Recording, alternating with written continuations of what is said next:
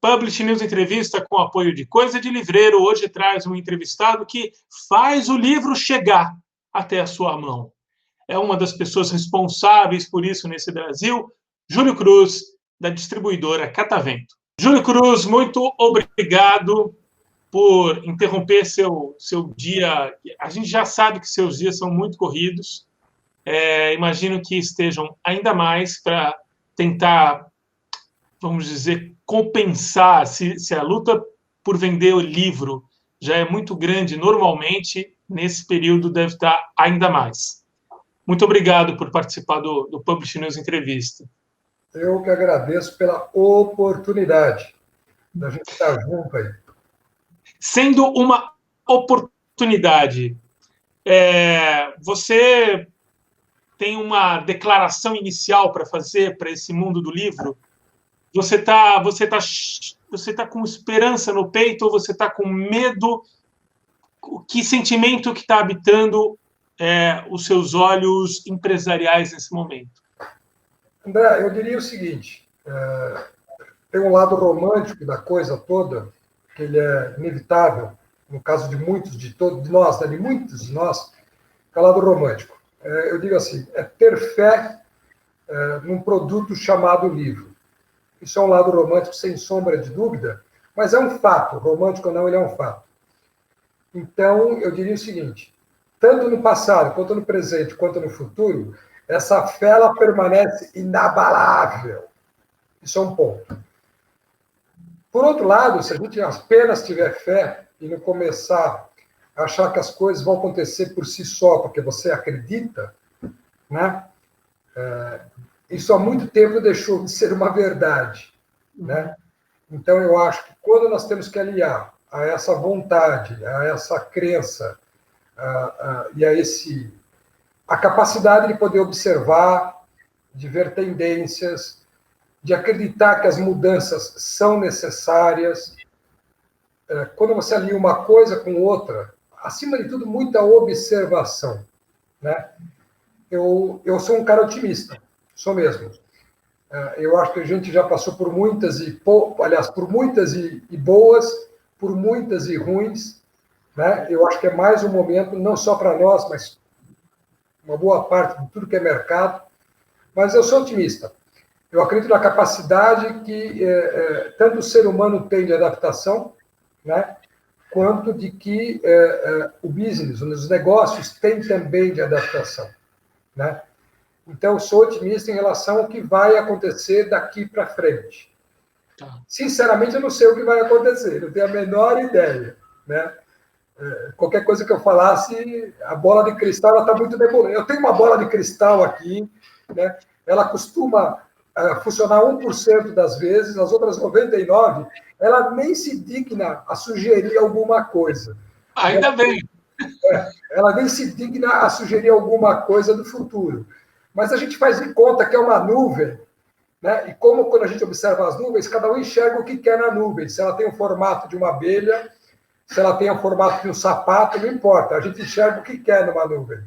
E minha bola de cristal é a mesma coisa. Eu olho para ela não está muito aí, não, né? Mas eu começo a imaginar algumas coisas. Então, eu sou otimista, sim. Eu acredito que vamos encontrar formas de poder atuar, de poder continuar contribuindo para que o livro seja um instrumento importante em termos de mudança da sociedade.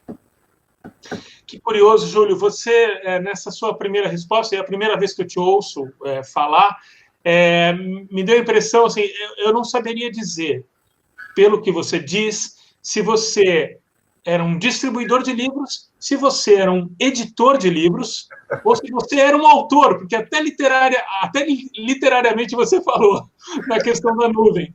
Você tem tudo um pouco misturado, você sente? Não, de jeito nenhum. Eu não tenho a mínima... Eu gosto de escrever, eu tenho facilidade de escrever. Eu tirava boas notas na redação, apesar de eu ter feito engenharia, na área de engenharia química, né? Tá. Apesar de eu ter feito engenharia, eu tive a felicidade de fazer um bom colégio e fui muito estimulado no sentido de ler e escrever. Então, eu tenho facilidade. Mas eu não tenho a mínima competência para ser um autor. e respeito e admiro muito quem o é, né? Então, não tenho a mínima competência, mas eu gosto muito de ler, gosto muito de ler. Eu não gosto muito de criticar também, não tenho capacidade também para isso, de ser um crítico literário. Editor, muito menos. Eu sei que é uma aventura dantesca ser editor nessa terra, né? São muitos percalços, eu acho que precisa aliar muita competência, muito bom senso, muito feeling, e que não é a minha praia também, não, né? A Catavento, depois a gente pode falar um pouquinho, a Catavento já no passado tentou ser uma editora, isso não tem para o meu pai, do seu Ramiro, sócio dele, mas não, editoras também não têm a mínima competência. Eu prefiro ficar no meu galinho aqui, que é a distribuição, onde a gente sabe um pouco mais, e tenta errar menos, né? Então, a nossa competência hoje é, sim, a distribuição, desde o começo do DNA, é o DNA da Catavento, e eu não tenho competência para as outras duas coisas, não. Quem sabe um dia a gente se aventura, mas se eu for pensar friamente, racionalmente, mas não mesmo, né? Eu acho que precisa muita capacidade que eu não tenho, e também não me cerco das pessoas que têm.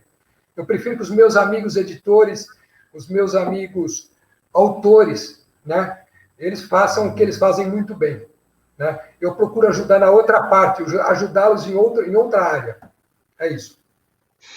Sem ser injusto com ninguém, claro, porque a gente tem, enfim, milhões, vários amigos e tal. Mas no meio editorial, tem alguém que se destaca, ser um grande amigo no meio editorial seu? Não dá para ser injusto, né? Que saia justa, mas tudo bem, faz parte do jogo.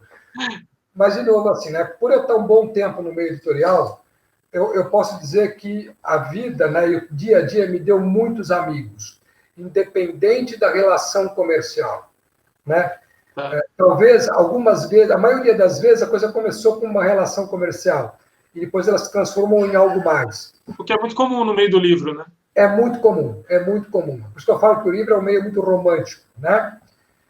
Em poucas vezes, pouquíssimas vezes, que existia uma relação pessoal e ela se tornou comercial também. Eu também tenho os meus amigos que de vez em quando se aventuram a escrever livros e que eu tento ajudar de alguma forma na distribuição, né? Mas é raro. Então, a referência, tanto no mercado, quer seja na parte de autores, quanto na parte de editoras, ou mesmo colegas distribuidores e livreiros, pelo amor de Deus, quantos livreiros? Eu não diria que existe uma referência, porque a coisa também é muito dinâmica, né? Eu aprecio muito um autor que tem a capacidade de desenvolver uma história ou uma trilogia, por exemplo. Eu sou incapaz de fazer... Eu gosto de escrever um conto rápido, mas escrever uma coisa longa, pelo amor de Deus. Eu acho que a pessoa tem que ser muito bom, tem que ter muito bem sacado, muito bem estruturado e ser muito determinado, né? Eu tenho pouco contato com os autores, mas reconheço, por exemplo, alguns deles como coisas que eu curto ler, né? O Stieg Larsson, por exemplo, é uma coisa que sempre ficou na minha memória. Não conheço o autor, mas conheço a obra dele. Já li 2 vezes ou 3 vezes, no sentido de relembrar e tentar descobrir coisas novas. Adoro Harry Potter também, por exemplo, né? Por incrível, mas eu curto muito, né? Editores também, eu fico ligado. Eu sei que nós temos editoras de nicho, né? Aquelas que publicam num determinado segmento e são muito competentes nisso.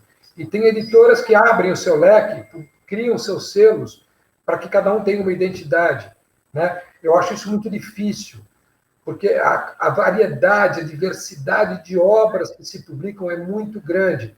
Então, a capacidade de você ter conhecimento e selecionar em cada segmento, em cada ano, alguma coisa, eu acho que é difícil, né? E aí pode valer para editoras grandes, que já são consolidadas, como a Companhia, que nasceu com o Luiz Schwartz, ex-brasiliense, né? E editoras recentes, como a Todavia, que publica as coisas legais, a Buzz Editora, que publica. Eu acho que tem espaço para tudo, né? Claro que a gente tem os nossos cupinchas, aqueles que estão mais próximos da gente, né? Que eu me identifico mais como leitor, até como leitor, né? E livreiros, isso já é um pouco diferente, né? Eu ainda curto muito aquele livreiro que a gente poderia dizer antigo, aquele que conhecia o produto, aquele que oferecia e criava do seu ambiente uma coisa a mais além do que a venda de livros, né? Eu não curto muito aquela livraria chamada Peg e Pague, né? Livreiros que de repente lá tem uma área, não importa se é grande, se é pequeno, se é o de menos, né? Mas aquele que tornava, eu chegava lá, escolhia um livro, passava no balcão, passava no caixa, levava. Eu curto mais essa outra parte de relacionamento, de perguntar alguma coisa. Então, eu prefiro não te citar nomes, né? Para depois que eu não tenha que dar algumas evasivas no futuro. Mas, felizmente, a quantidade não é pequena, não, viu? A quantidade de autores, a quantidade de editoras, de livrarias e distribuidores também, né? Eu tenho um ótimo relacionamento e aprendo até hoje muito com o Chico da Dizal, por exemplo. Tá? Para mim é uma referência, é um mestre, né? O Vitão da Inovação aqui do lado da gente também é uma ótima referência. O Guilherme da Boa Viagem, meu Deus do céu, né? Cada vez que eu encontro é um prazer profissional e um prazer pessoal também, né? Então, isso a gente vai construindo ao longo do tempo. Então, tem muitas referências, porque todo mundo tem um pouquinho para ensinar, né? Todo mundo tem um pouquinho para ensinar. O importante é a gente enxergar isso e aprender. Você tá à frente de uma empresa importante nesse setor, tal. E como toda pessoa numa posição dessa vive sob pressão muitas vezes. Como você lida? Você explode às vezes? Você se contém? Como é que você aguenta esses momentos de maior pressão? A gente vai ficando velho, né? Dizem que a sabedoria ela traz um pouquinho mais de perenidade e de serenidade para as tomadas de decisão. O que não é bom, né? Eu já sou a minha natureza é uma natureza relativamente calma, não muito, mas é calma sim, né? Por outro lado, eu tenho meu sócio que ele é mais explosivo, ele é mais dinâmico, ele é mais repentino. Eu acho que a junção dos dois é uma das coisas mais felizes do meu dia a dia, né? Um com uma característica, outro com a outra. Desde que haja o respeito, e é o que nós temos até hoje, e vamos continuar tendo, não tenho dúvida, é a melhor combinação que tem. As diferenças se atraem, como eu digo assim. Porque tem hora que eu cedo, tem hora que ele cede, tem hora que é preciso ter um pouco mais de iniciativa, mais de dinâmica, ele que leva, tem hora que é preciso ter um pouquinho mais de calma e servar um pouquinho mais, aí que eu que entro, né? Então, eu acho que a junção, de novo, todos nós temos características que são inatas a nós procuramos aprender, mas eu acho que quando você junta diferenças, mas com muito respeito, é pleno possível. E graças a Deus é o que nós temos na Catavento, né? Eu não escolhi o meu sócio, eu herdei o meu sócio, né? Meu pai escolheu o sócio dele, lá atrás, né? É diferente de pai e mãe, né? Pai e mãe a gente herda e adora. Sócio a gente escolhe. Eu acho que meu pai foi muito feliz, o senhor Ramiro foi muito feliz também, e eu herdei por uma questão de genética. O sócio que eu tenho hoje, que é o Roberto. Mas eu não podia ser mais saudável, não podia ser melhor do que foi, tá? Então a gente herdou, mas se dá bem. E as pressões que você falou, acho que fazem parte do dia a dia, né? Então, ao mesmo tempo que nós encontramos do outro lado, na interlocução, encontramos pessoas que têm uma personalidade mais forte, um jeito mais intempestivo, né? Encontramos também pessoas mais calmas, mais ponderadas, que procuram entender determinadas situações, né? E outras que não. Eu acho que as duas são válidas, né? Com aquela que procura não entender a situação, eu convido para tomar um café, né? Conto uma historinha, tento contar uma historinha. Se ela me deixar, quando não me deixa contar uma história divertida, não, né? Mas acima, então, tem essas situações também. Então, eu acho que aí é comedimento. Já houveram situações em que realmente eu explodi com uma editora, com um representado meu, ou com um cliente meu, claro que já houveram, sem dúvida, né? Mas todos nós somos humanos. Então, eu acho que o passo seguinte você tentar, de alguma forma, ver onde que você errou, onde que você excedeu e procurar retomar daí. Mas, fundamentalmente, eu acho que é assumir as responsabilidades, assumir os erros, né? Então, eu acho que quando eu estourei, por exemplo, eu errei. Provavelmente eu errei. Então, eu tenho que assumir que eu estourei e tentar consertar, né? Então, aquelas velhas palavras que os nossos pais ensinam, que está nos livrinhos, ou desculpa, ou obrigado, ou muito pelo contrário, né? Eu acho que fazem um bem danado, né? Então, viver o dia a dia é isso. São pressões que a gente tem. Nós, como distribuidores, temos pressão das editoras no sentido de colocação dos seus produtos. De vez em quando não é nem venda, né? As editoras querem que seus produtos sejam colocados, né? Que estejam no mercado. A colocação dos produtos. Um cliente que, de repente, eu prometi que eu ia entregar para daqui a 2 dias, demorei 3 ou 4, ele quer a morte, quer me matar também, né?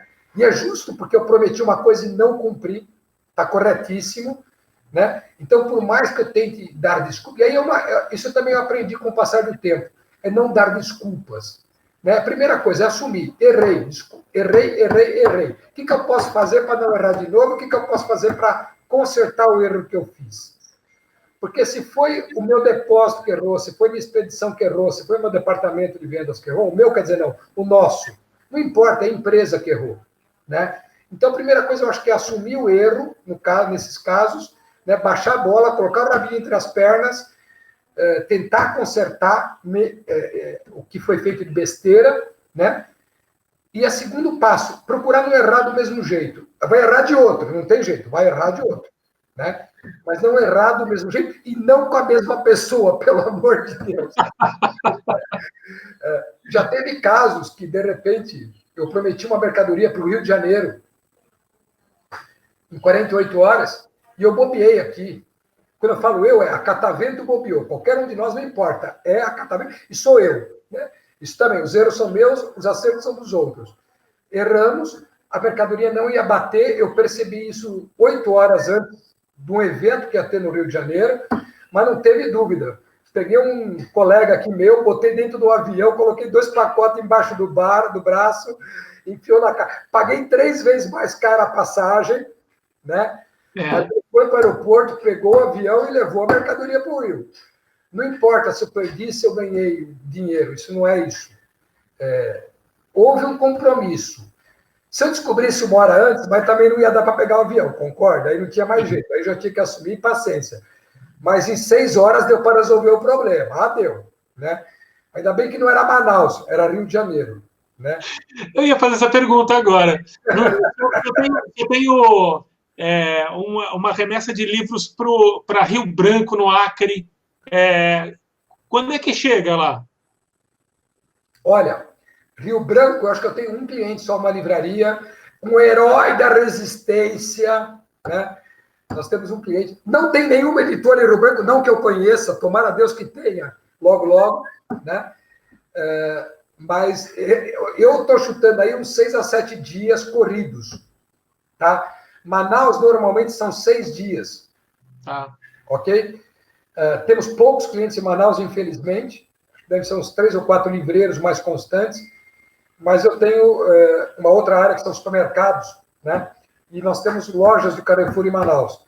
E é incrível a capacidade que o supermercado vende livro. Agora eu já sei por quê, porque não tem livraria. Então vai vender no supermercado, não tem jeito. É mesmo? Funciona, então. Supermercado as lojas de Manaus vendem bem. As lojas de supermercado de Manaus vendem bem. Como vende bem também uma loja que eu conhecia muito tempo atrás, da loja americana, Lasa, né? Aquelas lojas físicas da Lasa. A loja que mais vendia livros no Brasil era uma loja de Teresina. Olha. Né? Aí a gente vê como é. Claro, eu estou falando isso do mundo que não está no mundo digital, a venda online que tem hoje. Não venda de livro digital, mas venda via sites, né? Isso não existia. Então se vendia muito. Mas acho que até hoje. Né? Então, esse Brasil é uma loucura, né? Esse Brasil é muito grande, é muito diverso. E eu acho que isso é muito legal. Ao mesmo tempo que é meio preocupante e dá muita dor de cabeça para nós, distribuidores, que envolve uma parte de logística, né? Mas, ao mesmo tempo, é um universo fantástico. E a gente tem algumas percepções, de vez em quando, que nos faz pensar, repensar e aprender muito. Eu acho isso muito legal. Não, imagina que você olha para o distribuidor da Espanha e fala: seu trabalho é muito fácil, camarada.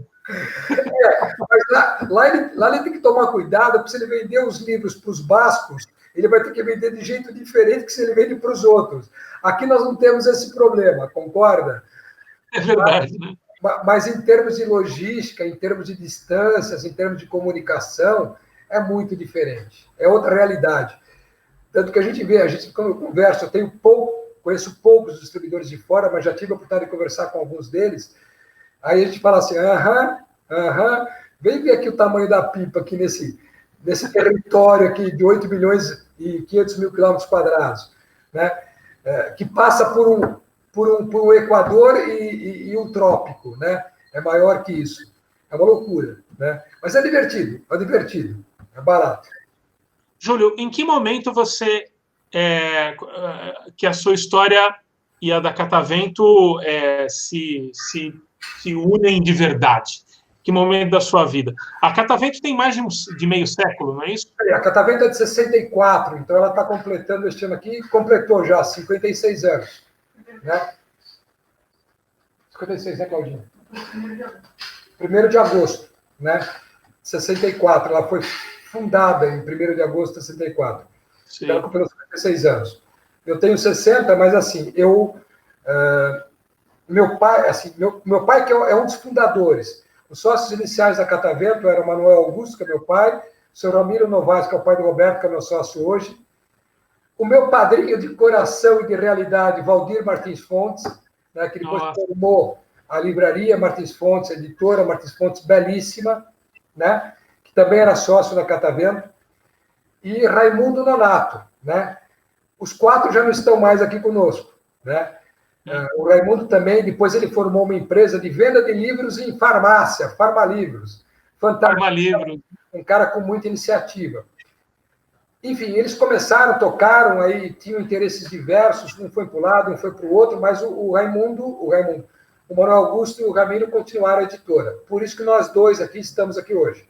Né? Uhum. Mas eu vim aqui no começo, quando eu era moleque, quando eu estudava no ginásio, no colégio, 1º grau, 2º grau, né? Eu vim aqui para ajudar a montar prateleira. Meu avô era marceneiro, ele que montava as prateleiras aqui na Catavento, feitos ainda com caixões de madeira das importações que a Catavento fazia. A Catavento importava livros de Portugal. E esses livros vinham em caixotes de madeira. Esses caixotes de madeira, eles eram depois montados que nem prateleira, porque não tinha grana. Então, vamos usar eles mesmo, vamos embora. Então, eu vim ajudar o meu avô a montar essas prateleiras. Quer dizer, eu segurava o prego e ele batia o martelo. Era a única coisa que eu sabia fazer. Tinha que confiar muito no seu avô. Eu confiava, o velho era bom, ele era bom. Bom, né? Mas, enfim, então eu já vim aqui brincar um pouco, aprendi um pouco o que era a separação de livros. Aí depois eu fui trabalhar um pouquinho, mas isso tudo eu estudava. Ou eu fazia colegial, né? Na época eu fazia ginásio colegial, eu vim aqui brincar. Era brincar, porque não tinha compromisso. Né? Então, uma hora fazia uma coisa, uma hora fazia outra, mas sem compromisso. Fiquei um tempo também dirigindo e fazendo entregas de livros aqui na cidade de São Paulo. Né? Eu dirigia a Combosa, aprendi a dirigir Kombi aqui, né? Entregando livros. Né?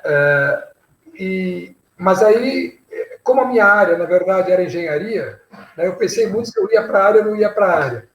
Né? Então, eu estava estudando engenharia, e aí eu percebi que não era muito minha praia, fui para geologia, voltei para engenharia, fui para economia, voltei para engenharia. Acabei não me formando engenheiro, não. Fiz 7 anos de engenharia química, mas eu ainda não descobri como é que faz para transformar ferro em ouro. Então, eu abandonei, acabei não me formando em engenharia, né? Mas depois eu acabei fechando economia. Mas a minha cabeça me ajudou muito a engenharia. Mas, enfim... E aí depois eu fui trabalhar, montei um negocinho com alguns amigos, uma construtora, né? Fui brincar de fazer piscina, fazer muro, fazer uma casinha, aprendi um pouquinho com isso também. Fui trabalhar numa administradora de imóveis que eu também montei com amigos, né? E aí eu não sabia se eu ia para a faculdade ou se eu ia para o negócio, né? Ficou aquele dilema. Isso você, nessa altura, você está com quantos anos? 60, bem a zero. Não, mas nessa altura dessas decisões. Eu vim para Catavento, eu tinha 26 anos, 27 anos. Quando eu vim mais constantemente, não definitivamente, mas mais constantemente. Constantemente foi a partir dos 28. Foi quando eu realmente resolvi largar todas essas brincadeiras, que aí eu descobri que era uma brincadeira. Me aprendi muito, tanto na construtora quanto na administradora de imóveis que eu tinha com amigos. A nossa construtora era legal. Nós éramos em 12 sócios, 12 amigos, 5 da área de engenharia, 2 da área de administração, um era médico, era legal, era muito divertido. Né? Mas aí eu resolvi largar todo esse aprendizado aí na raça e vim para cá brincar um pouco. Né? Aí foi mais sério. mas eu vim para cá, eu já tinha 26 anos, 27 anos, quando eu vim para cá.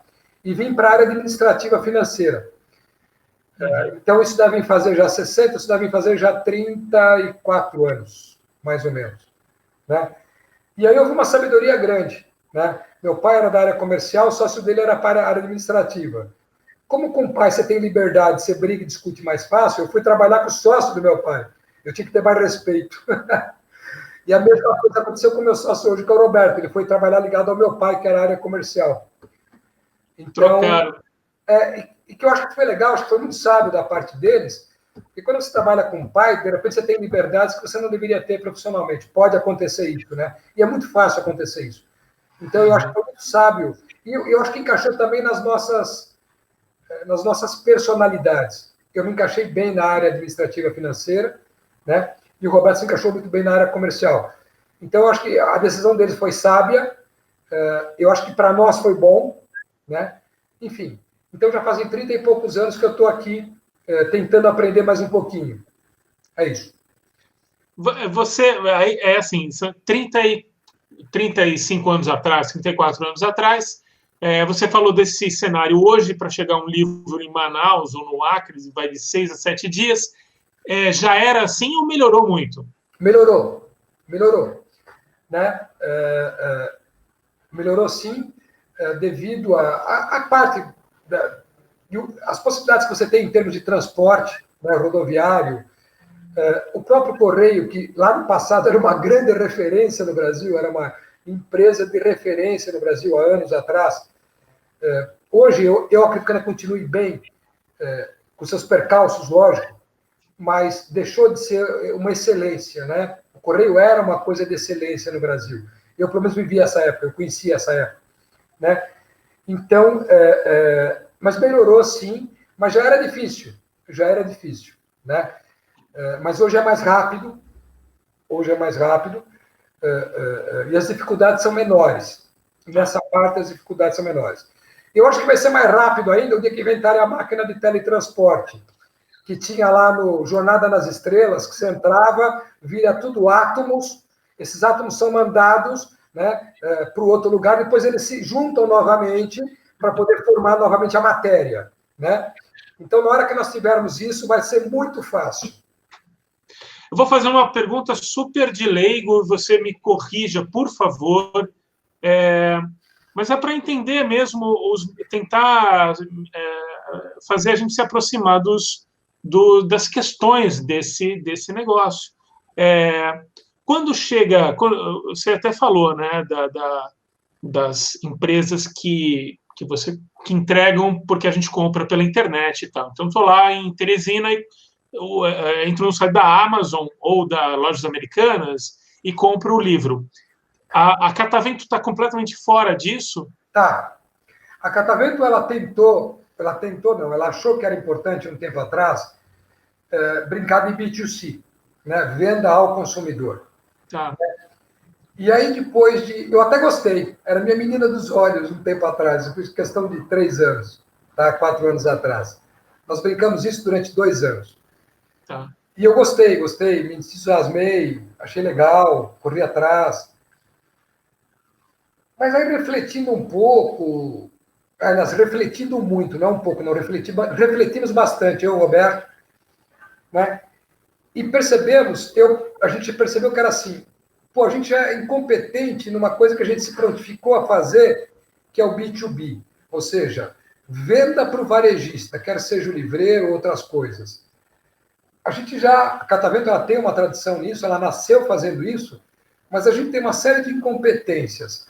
E eu estou gastando meu tempo aqui, o meu conhecimento, enfim, as minhas decisões, numa coisa que eu estou aprendendo. Vamos parar. Né?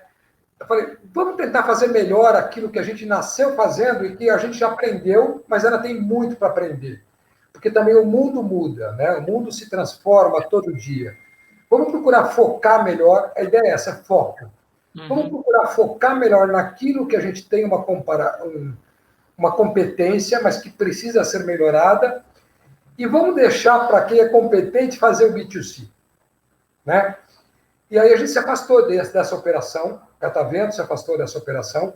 Hoje eu tenho clientes que fazem isso de uma maneira extremamente inteligente, de uma maneira extremamente interessante, quer seja via .com, né, via venda web, via site, quer seja com a livraria física. E importante dizer, a Catavento, ela nasceu vendendo para a livraria física, não existia .com, né, em 64. E há 4 anos atrás, 5 anos atrás, 6 anos atrás, a gente começou a vender para supermercado, a Catavento, porque em umas conversas com meu pai, por exemplo, ele falou assim, pô, a gente precisa levar o livro para aquelas pessoas que não são leitores. Quem sabe um dia essas pessoas não se tornam leitores. Foi uma coisa bem idealista mesmo, né? Claro que por trás tinha um lado comercial, mas a brincadeira nasceu dessa ideia. Como é que a gente consegue ajudar a formar leitores nesses rincões aqui, né? E aí pintou a ideia de supermercado. Já tinha um colega nosso que fazia, tá? 2 colegas falaram nisso. Então a gente pesquisou e começou isso lá atrás. Então, mas que é uma venda para uma loja. O mercado é uma loja, como é uma livraria, né? E depois nós começamos uma outra operação com lojas de conveniência, também no seguinte sentido, de fazer com que mais pessoas que talvez não tivessem o hábito de ler ou de entrar dentro de uma livraria física encontrassem ali 1, 2, 3, 4 livros que os motivasse e que eles curtissem e que chegasse para eles no momento certo, do jeito certo, né? Então, a gente começou com essas outras operações. E elas começaram a crescer também, né? E a Catavento nunca perdeu o foco da livraria física. E há 4 anos atrás, a gente vem focando mais nisso. Temos aqui um colega, que é o Wendel, nosso gerente comercial. Ele é um cara maluco, brilhante e maluco ao mesmo tempo. Eu acho que as 2 coisas andam associadas, né? Mas que vem dando um foco muito grande nisso e com total apoio da Catavento, né? De fortalecer as livrarias físicas, os pequenos e os grandes, né? Eu detesto o termo livraria independente. Eu não gosto disso. Como eu também acho que existe editor independente. Nós, como ser humano, somos dependentes de pai, de mãe, de um monte de coisa. E todo negócio ele é dependente. Não existe editor independente. Não existe a livraria independente. Ninguém é independente. Na pior das hipóteses, você é dependente das suas ideias, né, dos seus ideais, da tua forma de ser. Na pior das hipóteses, né? Então, para mim, o que existe são livrarias maiores de rede e livrarias menores. As livrarias maiores têm uma estrutura organizacional, não digo mais eficiente, não, né? Mas mais pesada, né? Com definições de funções mais claras, talvez mais especializadas. E livrarias menores, que não é independente, não. É que ela simplesmente ela é menor em tamanho, mas ela pode ser muito grande em energia, ela pode ser muito grande em capacidade de fazer, ela pode ser muito grande no atendimento, né? Ela pode ser muito grande naquele nicho que ela resolveu atuar, né? Então, a gente voltou a ter um foco muito maior do que a gente tinha antes em livrarias, né? Então, B2C não é a nossa praia, não acredito que seja, né? Agora, eu posso ajudar, a Catavento pode ajudar, quem quer vender B2C, em separar o livro, colocar o livro dentro de uma caixinha, entregar no correio o mais rápido possível. Isso a gente consegue fazer. Mas fazer a venda B2C, não. Isso não. Não é o nosso canal, não é o que nós queremos, não é o que nós vamos nos dedicar. Espero, né? Todo o nosso esforço não está nesse sentido, não. Está em ajudar o CNPJ da livraria física. Mentira. Também nós atendemos a Amazon, nós atendemos a Americanas Submarino, nós atendemos Magazine Luiza, nós atendemos, enfim, as .coms que a gente chama. Hoje a Catavento deve ter aí uns 50 clientes que são marketplace, né? São CNPJs, mas que são marketplace. Eles não têm livraria física e nós atendemos. Nós temos hoje, graças à maluquice e à inteligência de alguns colaboradores nossos e a empresas que nos ajudaram nisso, né? Empresas de TI. Hoje nós temos um sistema legal de comunicação, os sistemas se falam, né? Tudo visando uma agilidade maior e uma informação mais precisa. A informação mais rápida e de uma forma mais consistente. né? Então, é isso que a gente está procurando. Então, B2C não. Então, mas eu sei as dificuldades que tem. A última que me falaram é, o correio demorava 3 dias, 4 dias para entregar em São Paulo. Ultimamente estava demorando 7, né? O correio tinha umas deficiências para entrega nas comunidades do Rio de Janeiro. Sim. Eram lugares que você não poderia entrar. Nem o carteiro, que é um dos maiores heróis desse Brasilzão aí, não conseguia entrar, né? Hoje as deficiências aumentaram, principalmente de março para cá, a gente está a par disso. Muitos antigos que conheciam foram dispensados do correio, contrataram gente nova, mas que não conhece o processo. Enfim, isso vai inclusive em erros, não tem jeito, né?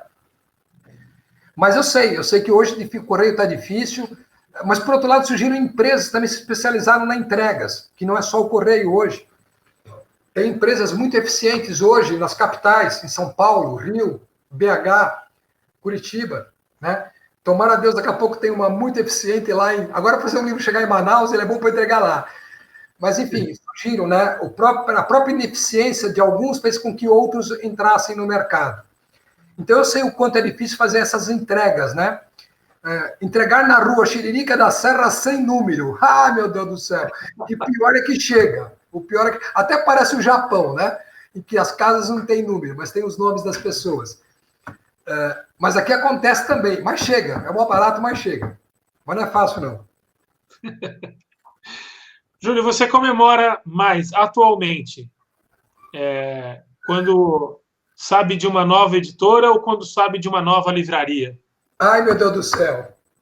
Olha, com perdão da palavra, mas eu acho que as duas coisas são orgasmantes. Então, eu imaginei que você ia falar livraria, claro. É uma licença poética. Eu vou ser franco para você. Eu fico muito mais contente com uma nova livraria.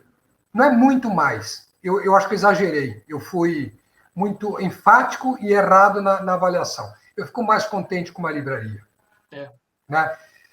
Eu acho que nós temos uma carência muito grande, né, de livrarias. A gente está discutindo muito o que vai ser das livrarias físicas.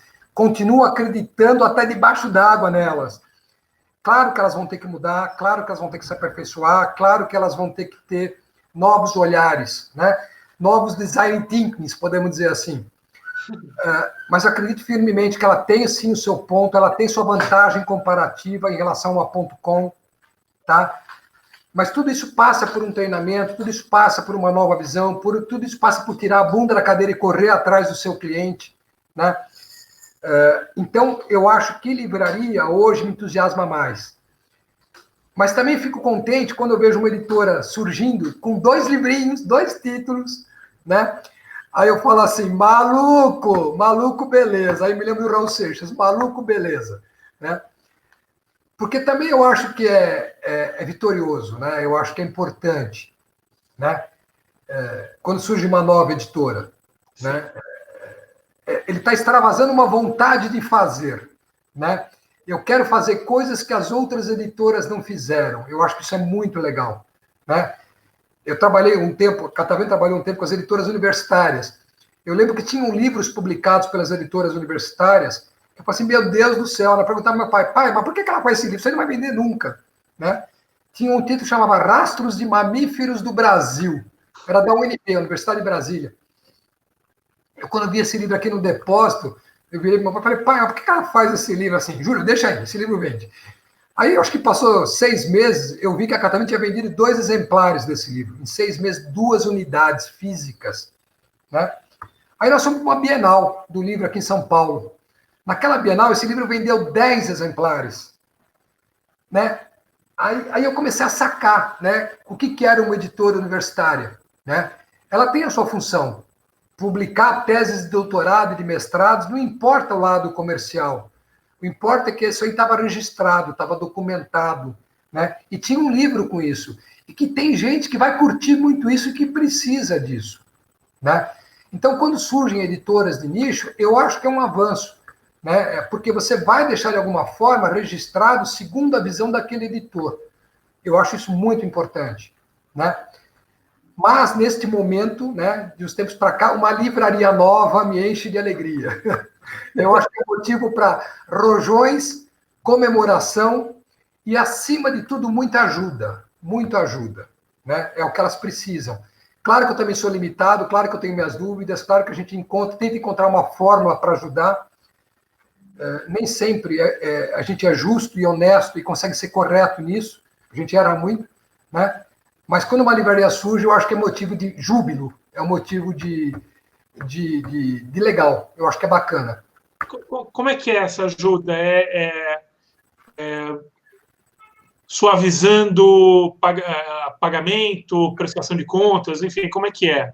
Eu acho que a primeira coisa é ajudando ele a se formar como um profissional, sendo muito franco. Como eu te falei, a gente começou nossa conversa falando de fé, de crença, né, de vontade. Eu acho que é importante, mas se ficar só nisso, babau. E o que eu vejo, eu acho, no nosso mercado é que você tem muito livreiro que está só nisso. Tá. Né? É mesmo assim, poxa, eu curto o livro, eu acho que é maior barato, vou montar um livro. Não é por aí. Monte, mas então se cerque de pessoas junto, que lhe deem aquilo que você não tem. É como eu brinquei com meu sócio, eu tenho mais paciência, eu tenho que ter meu sócio uma hora que me põe na real. Júlio, acorda, vamos tocar. Né? Então, quando eu falo ajudar, é ajudá-la a se profissionalizar um pouco mais. É ajudá-la a entender o que é um fluxo de caixa. Que eu duvido que 30% ou 40% das empresas talvez não saibam. Né? E ela precisa disso para sobreviver hoje, não tem conversa. Ajudá-la a enxergar que a loja dela está aberta, a porta dela está aberta, mas se ela não fizer por trazer gente para dentro da loja dela, ficar esperando, ela não vai trazer. A pessoa não vai vir. Né? Ajudá-la a ter bons produtos. Ajudá-la a vender aquilo que ela não tem, mas que ela pode prometer a entregar em 48 horas, em 72 horas, em 96 horas, e que se ela prometeu, eu tenho que ter o livro para entregar para ela, para entregar para o cliente dela. Né? Ajudá-la a ter um acervo virtual que ela não consegue ter no espaço físico limitado, com 2.000 SKUs, que são, hoje deve estar em 1.400, 1.400 livros novos lançados, né, antes de março, por mês. Né? Como é que uma livraria consegue tomar conhecimento disso tudo? Não tem jeito. 1.400 livros mês? 1.400, fora as reedições e reimpressões, títulos novos, ISBNs novos. Tá? Apesar que uma reedição tem um ISBN novo, um IAN novo. Então, é isso, é uma loucura. Então, como é que é uma livraria física? Então, eu tenho que levar essa informação para ela. A minha obrigação é o mínimo que eu posso fazer. Né? E aquilo que ela não tiver fisicamente, eu ter aqui à disposição e mandar para ela o mais rápido possível, para que ela possa atender o cliente dela. Eu acho que essa é a forma de ajudar. Tá. Os prazos, os descontos, também, é lógico que também, mas eu acho que, acima de tudo, eu sou assim, não pode entrar uma pessoa numa loja querendo um livro. Ela pode sair de lá sem o livro, ela pode, mas ela não pode sair de lá sem a promessa de que ela vai ter esse livro em algum tempo. Isso é inadmissível. E eu acho que é isso que a livraria tem que fazer. E eu tenho que estar junto com ela nessa promessa. Né? Eu tenho que estar junto, eu tenho que falar, você vai ter, eu te ajudo, vamos embora. Né? Por isso eu preciso ter estoque aqui para atender o mais rápido possível. Se eu não tiver estoque, eu tenho que ter um comprador que vai pedir para a editora, que vai vir para mim, que vai para lá o mais rápido possível, e assim por diante. Né? O prazo, eu já passei. Eu sou da época que era normal vender a 120 dias. Era prazo normal, 120 dias. Aí vem a inflação, né? Aí você baixa para 60 dias, porque 120 dias depois o dinheiro não vale nada. Né? Aí depois aumenta um pouquinho mais, aí começa a inadimplência, você aumenta prazo, aumenta risco. Né? Então, eu já passei por N situações. Hoje nós estamos passando por uma situação. A livraria pequena precisa de ajuda. Ajuda significa fôlego financeiro. Ela vendeu, ela não tem dinheiro, ela precisa ter mais. E aí, será que eu tenho condições de fornecer mais, sabendo que ela me deve, e eu devo para a minha editora? Eu tenho que romper essa... Eu brinco de efeito dominó. Cai um, que cai dois, que cai três, que cai quatro. Nós não podemos fazer isso, de jeito nenhum. É impensável isso. Então, como resolve? Né? Preciso tomar cuidado. Mas se eu puder ajudá-la, e eu tenho vários editores que vão me ajudar, e já me ajudaram muito, me ajudaram a Catar Verde muito, não posso reclamar, só tenho a agradecer, né? Então, se tem alguns que entendem a situação e ajudam, a minha obrigação é entender e ajudar o próximo também. Vamos embora, Estamos todo mundo no mesmo barco. Claro que existem limites. Claro que existe má fé. Claro que existe. Existe também aquele que acha que vai conseguir, mas não consegue. Faz parte do jogo, né? Esse é o mundo que nós vivemos. Mas podendo, eu acho que é a nossa obrigação. Não temos que pensar duas vezes, né? E graças a Deus na nossa cadeia tem isso, tá? Tem sim. Eu comecei a sentir isso agora. A gente tem várias entidades, somos desunidos em muitas coisas, mas tem muito ponto em que nós somos comuns, pensamos iguais, temos pessoas colaborativas, editoras colaborativas, livreiros colaborativos, né? Pô, deu para descobrir umas coisas super legais. Deu para criar uma motivação nova. Eu, particularmente, penso assim. E vamos tomar alguns tombos. Vamos tomar. Não tem jeito. Então, ajudar isso. Ajudar é prazo, pode ser... Mas a desconto eu acho que não, sabe? Eu acho que o produto livro... Né? Ele já tá com o preço mais baixo do que devia, não tá? Então, o preço mais baixo do livro, ele começou lá atrás, quando nós tivemos a desoneração do PIS e COFINS. Ajudou, né? Se você pegar os dados históricos de vários produtos, o que eles aumentaram ao longo dos anos, se você pega os últimos 15 anos, e o que o livro aumentou nos últimos 15 anos, você dá risada. Você dá risada. Eu tenho, não vou citar aqui agora, mas eu tenho editoras que me mostraram um livro que custava R$ 29,90. Há 5 anos, depois de 5 anos, ele era R$ 29,90. Então, as editoras aprenderam a fazer e tornar o produto livro ele mais palatável em termos de preço, né? Nós temos situações, fora os livros customizados, que é outro papo, né? Mas tem muitas editoras aprenderam isso, né? E colocaram isso no dia a dia. Então, eu acho que a markup, a margem do livro, eu já acho que ela é interessante e importante, né? Ela é possível, ela é viável. Agora, o que hoje mata é você falar que um livro, ele custa a capa, ele vale capa, vale, não custa. Ele vale capa R$50 e qualquer um está vendendo ele no mínimo por 40, por 35. Isso eu acho que é um pecado. Eu acho que é a desvalorização de um trabalho. Porque o livro, ele é um trabalho. Ele é um trabalho do autor, é um trabalho da editora, é um trabalho da livraria, é um trabalho do distribuidor, né? E ele tem que ser valorizado. Então, se fosse para custar 35, ele já sairia do forno com 35, né? Ou com 30, não importa, com 40. Então, eu acho que isso está um pouco errado. Eu acho que isso está um pouco errado. Um pouco não, sinceramente, está muito errado. Pronto, falei. Tá?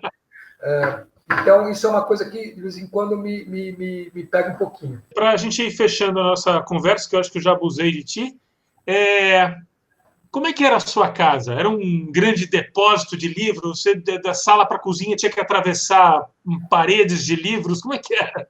É meio diferente. A minha casa, eu morava em casa. Ou não tinha nenhum livrinho? Não tinha deixa eu te contar. Eu morava numa casa, a casa que eu nasci, que eu morei durante muitos anos, ela começou numa rua de terra, eu jogava bola. Na Vila Formosa, zona leste de São Paulo. Era uma rua de terra, eu joguei muita bolinha de gude, brinquei muito de mamona, empinei muita pipa, joguei... Peão eu não consegui aprender até hoje, tá? Olha aquela coisa toda. Então, minha casa era grande, né? Meu pai mesmo que acabou construindo. Então, tinha lá vários quartos, 4 quartos, 5, não me lembro, 4 quartos, uma bela sala. Em todo quarto tinha prateleira. O meu quarto era um escritório. Tinha uma cama e prateleiras a dar com pau, né? Muita prateleira, né? Então, tanto meu pai levava alguns livros, né? Contos de Grimm, por exemplo, foi onde eu comecei a ler. E eu sempre curti muito ler. Eu fui estimulado a ler, né? Então, e minhas irmãs também. Então, em casa sempre teve muito livro, muito livro. E aí o sentimento de posse, né? É meu e ninguém tasca, ninguém mexe. Eu comecei a mudar. Aí eu comecei a ter muitos livros, eu lia, aqueles que eu gostava mais eu guardava para ler depois de um tempo, e outros eu comecei a doar, emprestar, né? Mas sempre teve muito livro, muito livro. Até que quando eu tinha que tirar poeira e arrumar todos os livros, olha, era bem uma semana, toda tarde, depois da aula, toda tarde tinha que dar uma tapa nos livros lá durante uma semana. Era muito livro para tirar da prateleira, tirar poeira, né? E fora os livros repetidos, né? Que também tinha muito. Mas, graças a Deus, sempre teve muito livro. Onde eu moro hoje também tem bastante. Não é nenhum absurdo, né? Porque eu estou começando a me desapegar. Eu curto ter, curto comprar, eu compro na Catavento com desconto, né? Eu curto na Catavento com desconto, então eu levo para casa, leio e depois eu dou para os amigos, dou para uma instituição, né? Então, já não tem tanto excesso assim. Muito bom. Júlio, é isso. Sobrou, última curiosidade, sobrou alguma estantezinha feita pelo seu avô em algum canto da Catavento? Não. Está só na memória. Não, está na memória, e a memória está vívida. Eu lembro de eu entrando, dele pegando aquelas caixas, colocando uma em cima da outra e botando o prego. E gozado, né? Elas não deram cupim. Não, olha só. Mó barato. Nunca tive problema de cupim naquelas estantes, né? Não sobrou não, eu acho que, não vou dizer que foi uma falha, né? Mas eu deveria ter preservado, nem que fosse uma foto, alguma coisa assim, né? Vai ficar num dos contos seus. Vai. Mas eu acho que acima de tudo, né? Ele está aqui, né? Eu acho que é legal quando está aqui, né? Aqui e aqui. São os dois lugares para as coisas estarem, né? Elas não precisam estar vivas na nossa frente fisicamente. É bom, é legal, tem muita coisa que é importante isso. Mas eu acho que é muita coisa importante aqui e aqui. E aqui as estantes estão. Então está muito bom assim, né? É uma lembrança assim magnífica, fantástica, e que teve o seu valor e tem o seu valor, né? Ainda tem muito valor isso. E é beleza. É isso. Mas que bom que você... Eu sou carpinteiro, mas um dia eu vou tentar fazer uma igual. Júlio, agradeço muitíssimo. Ficou faltando falar de 1 milhão de coisas, mas esse programa é assim mesmo. A gente grava quase 1 hora e sempre falta alguma coisa porque as histórias são muito ricas. Muito obrigado. André, eu que agradeço novamente pela oportunidade, agradeço pela tua gentileza, pela tua simpatia, tá? Pelas perguntas. É o mesmo. E agradeço por você estar batalhando junto conosco aí nesse mercado, tá? Vamos que tem muita luta pela frente e vai dar certo. Obrigado.